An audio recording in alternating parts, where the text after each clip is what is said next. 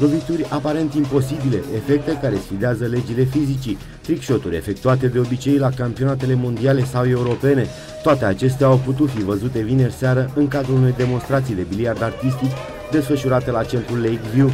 Protagonistul a fost Gabriel Vișoiu, campion mondial al acestei discipline devenită extrem de populară în ultimul deceniu în Europa și în lume. Un adevărat one-man show, Vișoiu a încântat audiența cu loviturile sale.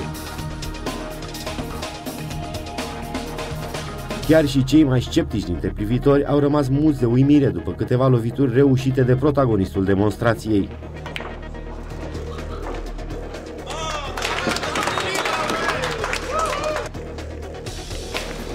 Spectacolul nu s-a încheiat însă pentru constanțeni.